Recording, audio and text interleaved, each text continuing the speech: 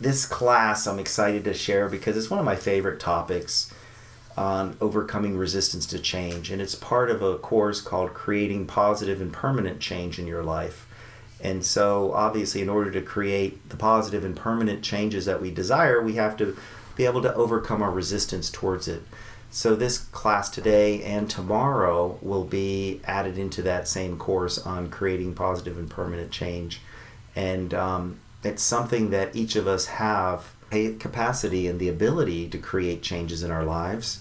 And if we were to be completely honest with ourselves, that's what we really want deep down. Because life itself is about growing, evolving. And thus to grow and evolve means to change. And everything in life around us is in the process of change. So today we're going to dive into not only overcoming your resistance to change, but understanding how you can change some of the misconceptions in your consciousness around the issue of procrastination, around the issue of moving forward in your life, around the issues of what is the ego's comfortability and familiarity that so often is where we resist change, is that part of us, the ego, that has issues with it. And what specifically are those issues? We're going to unravel that. And during this hour and a half, you're going to have the opportunity to shift and lift your consciousness, to change your perspective, and to change the way you relate to change itself. And by doing so, it's going to allow you to move into a greater harmony and elegance of creating the changes that perhaps in the past have been your nemesis, have been your struggling point, have been a conflict in your own consciousness. So I'm excited about this topic. And once again, I want to welcome all of you from all over the world, different parts of the world. So good morning to some of you, good afternoon to others, good evening, and wherever you are, know that we are, as a collective, as a humanity, going through massive changes in our world. The old systems and structures built on the old foundation of not just the Piscean age, which is a big label, but built on the foundation of domination. Hear that. The masculine dominating principle that has been running our planet for the last 2,000 years.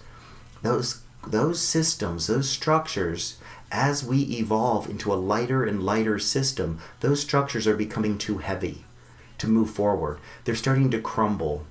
It's kind of like having outdated software on your phone. It just doesn't function anymore. It doesn't work like it used to, and it needs to be updated. And so in order for the new to come forward, the old has to let go. The crumbling of the old systems, the crumbling of the levels of your own consciousness that you have clung to and held on to as, yes, this is truth.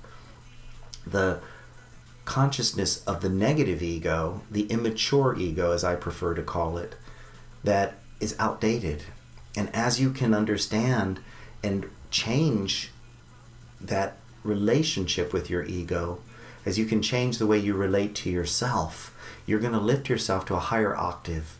You're going to download new software that comes from your soul and spirit about not only who you are, but the way life works. Because the ego in us only gathers information from the five physical senses. The five senses of touch, taste, smell, hearing, and did I cover them all? Taste, touch, smell, hearing, and touch, or in sight. That's the last one. In sight. It gathers information from that. But you see, that's not enough anymore to make life work.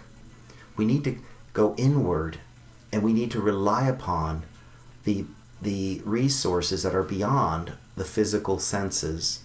We need to rely upon our imagination and our creativity. We need to learn how to listen to our intuition and to gauge emotional balance so that we can find the motivation for change. And those things are internally processed, where the ego looks outside of itself in order to be balanced. And again, you're going to continue to do that. It's not like you're going to stop gathering information from the five physical senses, but it's not enough. You need to move beyond it and gather resources from your inner world of creativity, imagination, intuition, of your inner world of emotion that is your motivation. And so today we're going to dive into that. And I